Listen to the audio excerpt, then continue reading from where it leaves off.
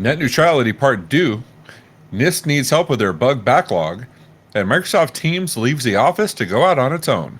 These stories and much more on today's episode of MSP Dispatch.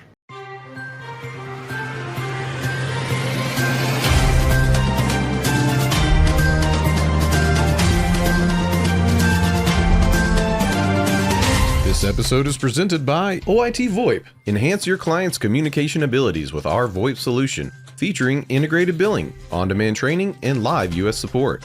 Collaborate seamlessly with Microsoft Teams integration and put your entire phone system in your pocket with Mobile X. Improve your offerings and increase profitability with reliable service for 1/10 of the average MSP acquisition cost. To learn more, visit oit.co or dial 844-CALL-OIT. Good morning and welcome to the April 5th episode of MSP Dispatch, your source for news, community events, and commentary in the MSP channel. I'm Ray Orsini, joined as always by my co-host, Mr. Tony Francisco. How you doing, Tony? I am doing amazing. We just got done talking about Microsoft potential accountability, but being blamed for what MSPs are being blamed for all the time. We're constantly looking at new articles, everything from government related to global, local government to global to the local MSPs themselves and the hero stories from there. So I'm excited about this. I'm a passionate individual about the industry that we talk about all the time. How are you doing? I'm pretty fantastic. A little loopy. We talked about getting some of my meds dialed in, so I'm a little loopy most of the days. I was listening to myself on listening to Tuesday's episode because I do listen to our podcast, catch it on all the podcatchers, and I was listening to it. I was like, "Wow, I sound really slow," and I realized, I listen to everything You're in at 2.5x. chill mode. You're like, and it's like, dude, the news.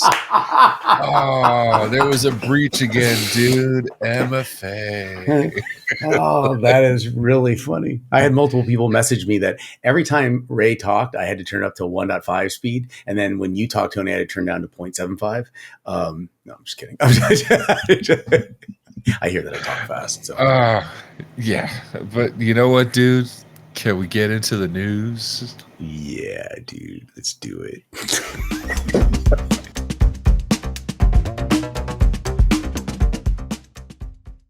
Jumping on my first story from Lauren Fellner at TheVerge.com. The Federal Communication Commission, the FCC, plans to vote on April 25th to reinstate net neutrality rules, which aims to reclassify internet service providers, ISPs, as common carriers. This decision would impose stricter regulations on ISPs to prevent them from controlling internet traffic by throttling or blocking content. These rules were initially implemented in 2015, but repealed in 2017, sparking debate between Republicans and Democrats. FCC Chair Jessica Rosenworcel introduced the proposal last October, emphasizing the need to restore consumer protection and maintain an open internet. And despite concerns, the FCC asserts that the proposed rules would not lead to price regulation or restrictions on speech. Supporters believe that bringing back net neutrality will make the internet safer, protect consumer rights, and ensure fair access to broadband. If approved, the rules will take effect within 60 days of publication in the Federal Register. Ray, I do believe you know something about the FCC. You've had some involvement with the FCC. I do believe you understand what's that called? The intertubes. What's it called? The internets. Those interwebs. Yeah. The interwebs, the tubes that things sometimes get clogged in the tubes. If those of you don't remember the Senate or talking about that. What are your thoughts on this? You and I have had talks a long time ago about this, net neutrality, and I have a passionate opinion about it. What are your thoughts? This is net neutrality is kind of a ping pong game. It's gone back and forth. This is going on from like Obama generation, by the way, where traditionally ISPs were not classified as common carrier, which means all the rules that the telcos had to go through with the FCC as far as what they could do, what they couldn't do, who they could offer service, who they couldn't offer service to, blah, blah. They could do that because the FCC had the teeth because the telcos were a common carrier. However, fast forward to ISP, they didn't see that they needed to do that, and so ISPs were not common carrier, so it was the Wild West. Under the Obama administration, they tried to change that and added net neutrality rules for a little bit, and then it was undone under the Trump administration. Now we're back for round 2 or round 3, depending on how you look at it. There's value to it. But my problem is the FCC, we've talked about this before, the FCC doesn't have the real teeth to do anything, right? The FTC can fine you heavily. Department of Agriculture, when you're messing around on the internet, they can fine you heavily and kick stuff over to the DOJ. The FCC doesn't have that kind of juice.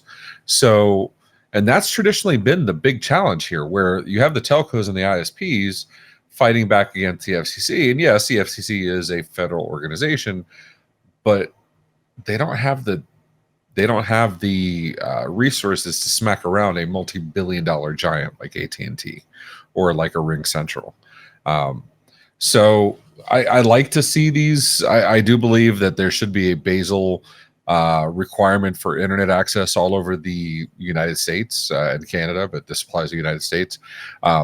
I don't think the original 10 megabits was sufficient. I don't think 25 megabits now is sufficient. So that was gold in the day. That was gold in the. I want to point that out. It was fantastic.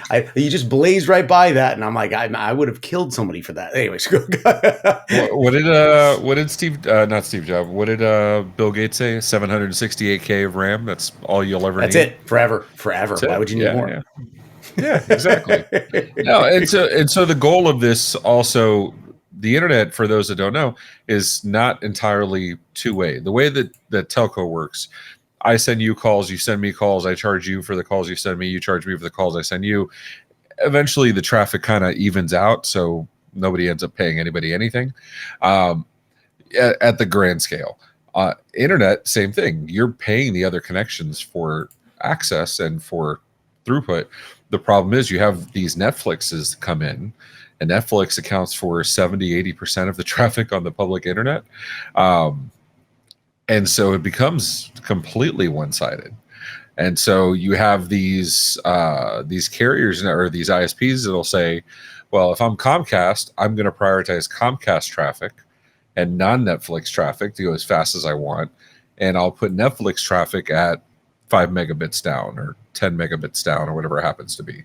And so net neutrality says, no, everybody's equal on the internet. You can't do that. So I definitely love to see it. I'm sure we have some nerds out there that have opinions. Let us know in the comments. Let us know in our Discord. Ray, I think you have a great point. My brain can't wrap around the amount of application providers, the Netflix of the world, that are coming in that have high bandwidth requirements that the carriers have to support, and they have to do it equally outside of their own applications that they're trying to support internally. The backlog of that has to be immense, and supporting that has to be incredible. How do you get help with a backlog? If there was only a story coming up about people having a backlog of items they need to go through, maybe you can talk about it.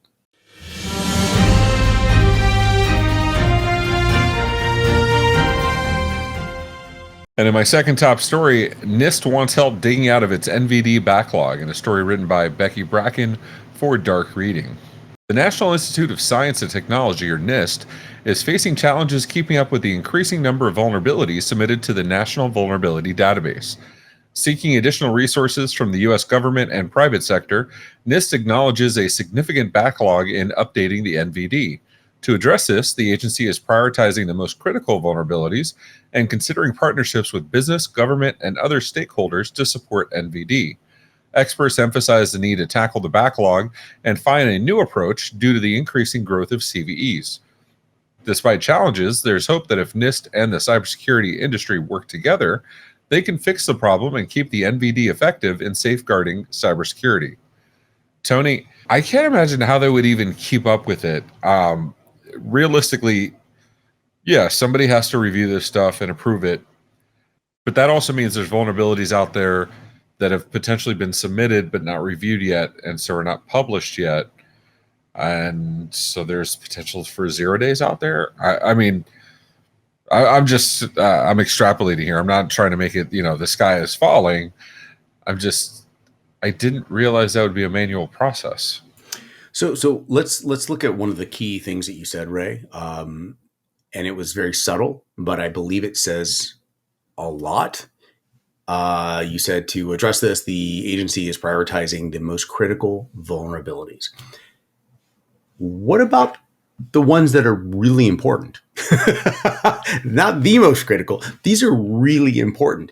And there will always be the most critical. And there's in any list, there is always a first, second, and third. And since there is a constant evolutionary process and a new addition process, the path to resolution causing the attrition on the back end is clearly not running as fast as the evolutionary or new addition process, which means that the items in the middle, which through just basic stratification add up into something more than very critical, but because there's such small slivers of each of them independently, they're not really aggregating. They're not looking at the sum of those. They're looking at them independently. And I think that causes a major issue. So the question I believe you asked is, how do we address this? I think they're onto something by open sourcing this to another entity, because they clearly can't do this internally. NIST is amazing, and we know that all the time. We're talking about NVDs. We're talking about, hey, CVE 2023, CVE 20. We're constantly listing these out. How do we address the items in between? What I would like to do, to be blunt, is open it up to the MSP market, because this affects everyone equally. What are some ideas to address this? And more importantly, would NIST just create the standards, the framework, and to have an entry point of something that passes or doesn't pass, and then it's reevaluated by someone else? Consequently, those contributors could have a rating similar to, for those of you who remember Experts Exchange and all the items where you're figuring, and then you get rated on there and your credibility goes up, kind of like a credit score, for lack of a better term, of what your contributions are. And I think that provides not just the ambient value in the background, but true tangible value as it passes through multiple layers and multiple skill sets through the very people that they're passing through, in this case, the MSPs.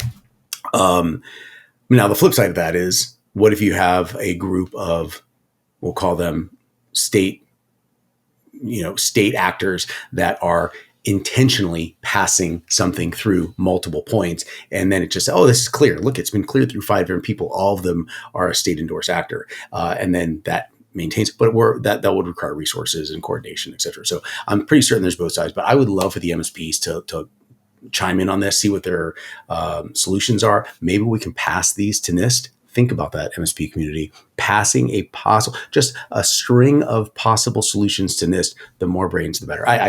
Again, sorry for talking about this. I'm passionate. Ray, you got 5 seconds. Give us an answer. Go. Take this video and share, like, and subscribe, and share it with NIST so they can weigh it. I like that. But Tony, for our next story, I need to unbundle my foot from my mouth. And can you do me a favor and let us know what Microsoft's doing in your next story? I will. And for those of you who don't understand that reference, please go to the outtakes, and the B footage is awesome that happens in between these scenes. Let's get into the next story.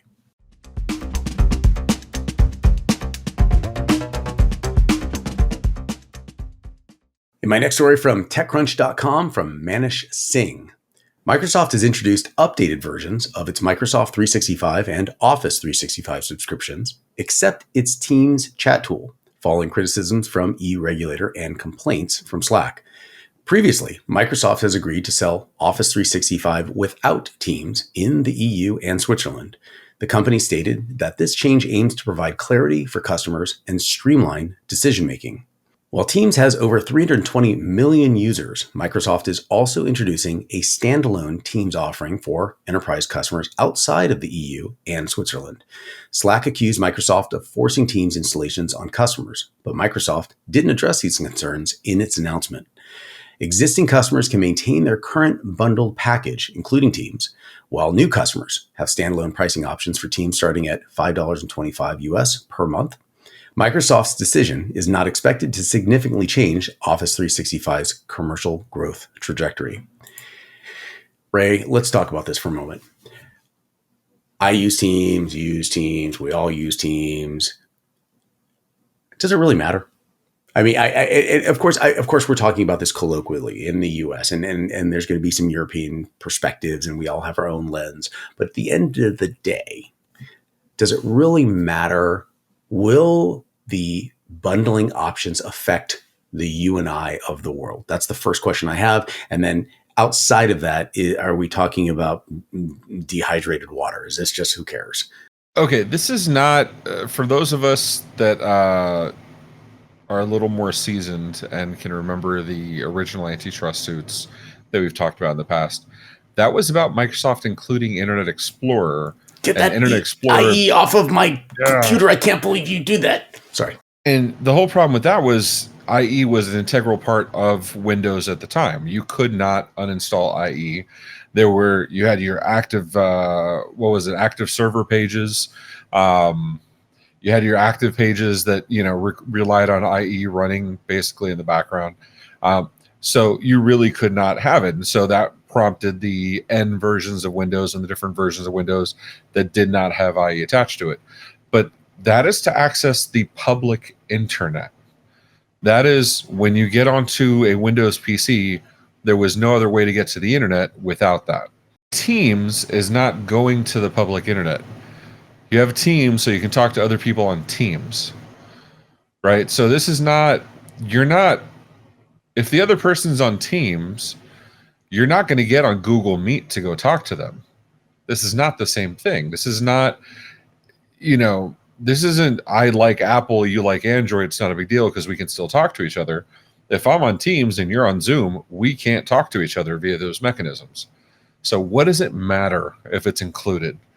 They didn't care about Yammer. They didn't care about half the other crap that was included and still continues to be. Nobody's complaining about Microsoft bookings. So why is Teams the thing that they're drawing the line in the sand? They just, for those of first things first, I didn't hear the last 60 seconds of what you said, because as soon as you said ASP, I got these Dreamweaver shutters, and for all the old ones out right now, there's kids in the audience. What's Dreamweaver? They're Googling Dreamweaver. So I am fascinated at how Microsoft has played certain roles and still hasn't learned. And you talked about IE, the requirements for Internet Explorer. You mentioned Yammer so subtly, but did you know that all of Microsoft's updates to all of their APIs in their Exchange environment, their hosted Exchange environment, was only done in Yammer, which means in order to get updates, you had to use Yammer. What a dirty way of doing it. So of course you just have this one application that no one liked using. And that didn't work. And then they finally opened it up to other. The point I'm trying to make is that being a little bit more open tends to be the better way of doing things. And I feel like Microsoft hasn't really dialed in on that concept yet. And they're drawing the line in the sand that continually moves arbitrarily and randomly. So I'm wondering if there's a science behind it, if there's something I'm not seeing. We could talk about this all day. We could talk about like PHP Storm and all the other stuff we used to use. But you know what we should also talk about? Stories. Let's get into those notables.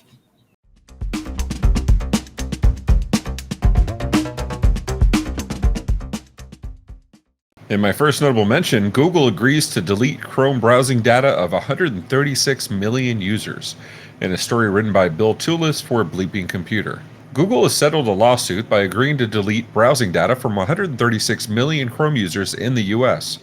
The class action suit, filed in 2020, accused the tech giant of tracking users despite incognito mode.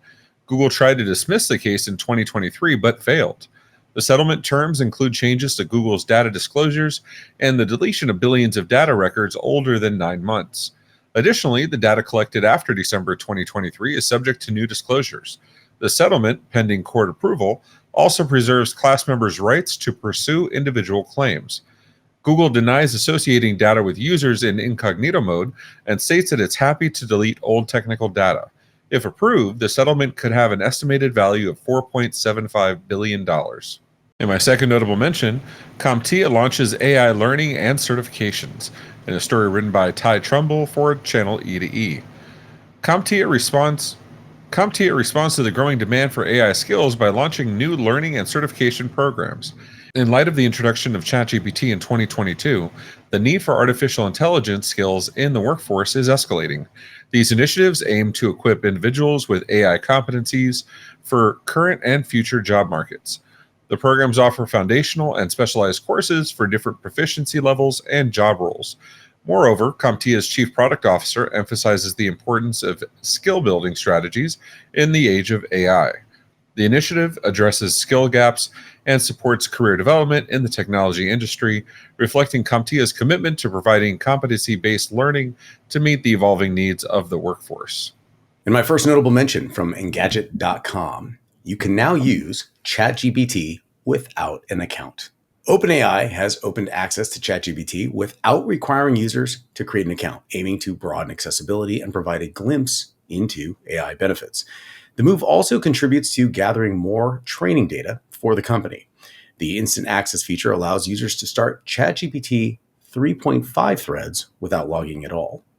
OpenAI assures extra safeguards for accountless users, including blocking certain prompts and image generation. Users can also opt out of data training for prompts when not signed in. This initiative expands ChatGPT's reach, potentially enticing more users to experience the chatbot's capabilities and boosting its already impressive usage statistics worldwide. My next notable mention from darkreading.com, Microsoft beefs up its defenses in Azure AI. Microsoft announced new upgrades to its Azure AI Studio to strengthen defenses against evolving AI threats. These updates address concerns like prompt injection attacks and ensure the reliability of AI systems. Azure AI Studio enables developers to create customized AI applications using their data. New features, including prompt shields, groundedness detection, safety system messages, safety evaluations, and risk and safety monitoring, help combat issues like prompt manipulation attacks and model hallucinations.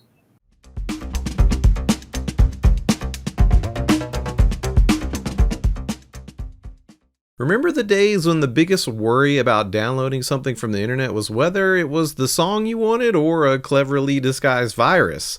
Yes, I'm talking about you millennials on LimeWire or Kazaa downloading Gin and Juice by Fish.exe on your parents' computers.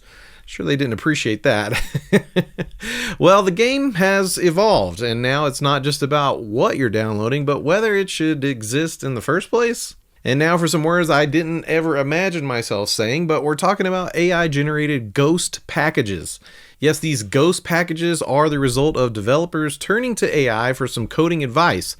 It suggests a package that sounds perfect, but there's a twist. This package is straight out of AI's imagination. It's just a hallucination by the LLM.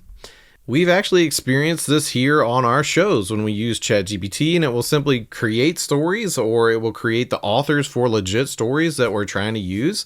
It creates all of this information out of thin air. It's listed right there who wrote the story, but ChatGPT will say Henry Smith. And we've also heard stories of lawyers who were using advice from language models only to find out that they were hallucinating previous lawsuits as precedent. And this is the reality we're navigating, as discovered by Bar Lanyadoo, the digital detective at Lasso Security. Lanyadoo uncovered this same chilling truth. Generative AI models, our go-to right now for quick coding solutions, are prone to making stuff up. That's right, including software packages. To test the waters, Lanyadoo crafted a package named Hugging Face -CLI, and it's a figment of AI fantasy.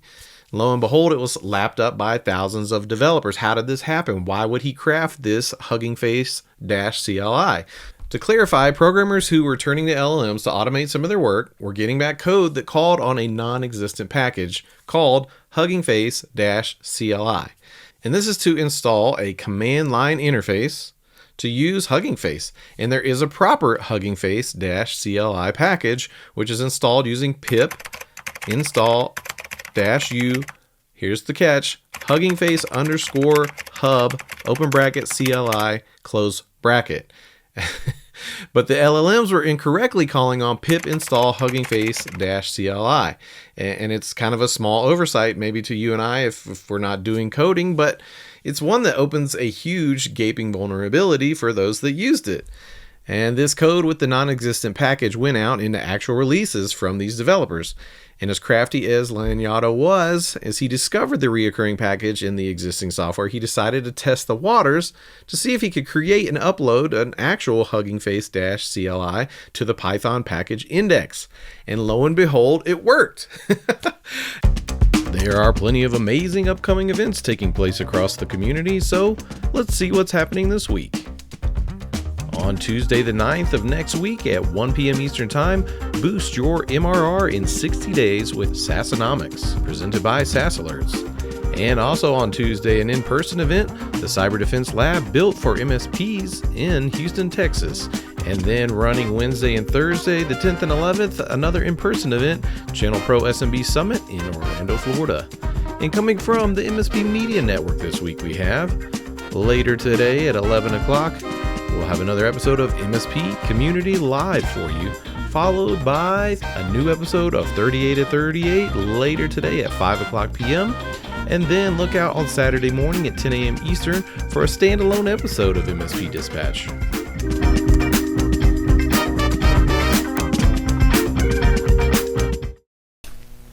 Hi, I'm Aaron, and I'm a jobaholic. We all have something in common. We all have a worst job story. Each episode, I'll welcome one guest to share their most insane worst job story. And in return, I'll share one of mine. Join me the first Friday of every month for new episodes of 38 at 38. So how'd you like today's show? If you liked it, hit the thumbs up button. If you didn't, hit it 3, 5, 7 times. You know the deal. And if you want to hear more, go ahead and hit the subscribe button on the YouTubes or your favorite podcatcher. Did you know we also have a Discord where we post stories all week? You can give us your own stories and even vote on which ones we'll cover. As my friend Rich Banky says, make sure to tell a friend. Also, be sure to follow us on social media at MSP Media TV. Have any questions? Email news@mspmedia.tv for answers on the next episode, or leave us a voicemail, 833 MSP Network. All right, Tony. We're all going to go commit to NIST that we're going to help them with their backlog. Microsoft is getting the finger pointed at them for doing bad stuff on the interwebs. You feeling good about today? Don't forget our B-reel. B-reel. If you haven't seen the B-reel, the outtakes footage that's following this, which you're listening to right now, today is gold. I'm just saying, we're professionals. So professional. Let's close it up. Go. And with that, ladies and gentlemen, take care of yourselves and each other. Be safe and stay educated, everyone.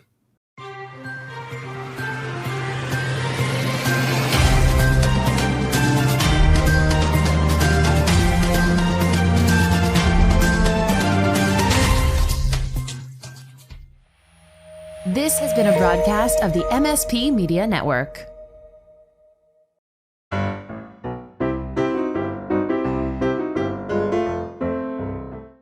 But for now, Tony, I